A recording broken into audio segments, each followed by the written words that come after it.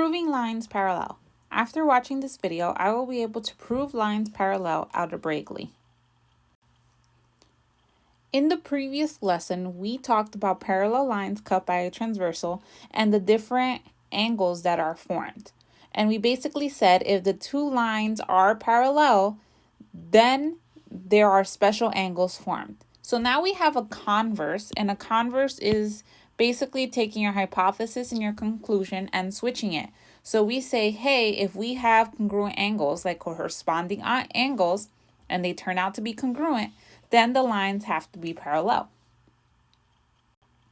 So we have this idea for all of the theorems. If we have alternate exterior angles and they turn out to be congruent, then the lines have to be parallel. If we have consecutive interior or same side interior angles and they turn out to be supplementary, meaning they add up to 180 degrees, then the lines have to be parallel. Same thing with alternate interior and the perpendicular transversal. So it's basically the same idea we've been learning, and we're just going to apply the knowledge in a little different way. So we sort of need to recap what alternate interior, alternate exterior, corresponding angles, and vertical angles are. So again, alternate interior angles is when you're talking about the inside of the parallel lines on opposite sides of the transversal. So the two angles in R would be an example of alternate interior angles. Alternate exterior angles is when we're on opposite sides of the transversal, but we're outside the parallel lines. So the angles in blue would be an example of alternate exterior angles.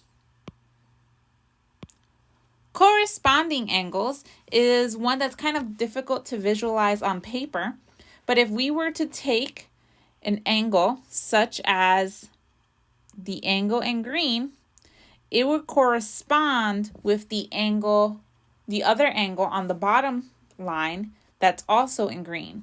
So think of an imaginary line that's cutting your two in halves so that you just have like X's. They would match up. I would be able to take the top half and put it right on top of the bottom half. And then we have vertical angles that appear, doesn't matter if we're dealing with parallel lines or not. So for example, the angles in black would be vertical angles because they're right across from each other, that X that's kind of formed. And they kind of happen all over. So vertical angles does not happen just in parallel lines. It happens in all of the lines. So vertical angles happens everywhere.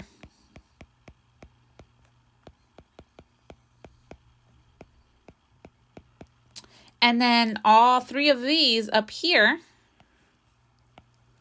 only occur in parallel lines. For all four of these examples, the two angles would be congruent to each other.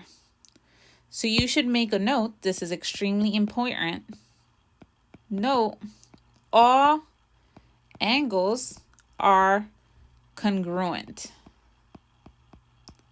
So this basically means the alternate exterior angles, the two blue would be congruent, so they would have the same measurement. The two red alternate interior are congruent, same measurement. The corresponding angles are congruent, same measurement. Vertical angles are congruent, same measurement. Okay, so for the same side interior angles, this is also known as consecutive angles. And that means that they're on the same side of the equal sign. The same side of the parallel lines of the transversal inside the parallel lines. And this means that the two angles add up to 180 degrees. So I would say angle red plus angle blue equals 180 degrees. And this only happens on parallel lines.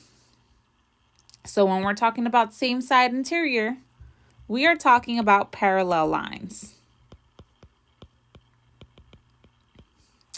For supplementary angles, that happens anywhere. It doesn't have to be in a parallel lines. It could be any type of angles. Another name for this is linear pair, so it means the same thing as supplementary. And it's basically when you have two angles right next to each other that when you put them together, form a straight line. So for example, here we have a straight line that is formed when we put angle green next to angle black. And here they also add up to 180. So these are different than the previous four. So in this example, we want to find the angle measure of the angle that makes the lines U and V parallel. So the angles given are this red one and this blue one that's a question mark. Because we're trying to prove that they are parallel, then these two have to be consecutive or same side interior angles. So they have to add up to 180 degrees. So the red angle, 89, plus the blue angle, which is unknown, so x, has to equal 180 degrees. And if that is true, then the lines have to be parallel. So I'm going to subtract 89 on both sides. So x is going to equal 91. Here we want to find the value of x that makes the lines U and V parallel. So here I have angle R, here I have angle blue. This would be an example of corresponding angles. So if they're corresponding, that means they would have to equal each other. And if they do equal each other, then the lines have to be parallel. So I can say 36x minus 3 has to equal, because that's what corresponding means, 105, and then I could solve for x.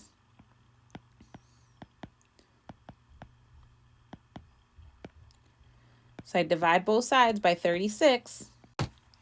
So x equals 3, which means that if I replace x with the number 3, then the two measurements would equal the same. They would both be 105 degrees, so they would be congruent, which means the lines would have to be parallel.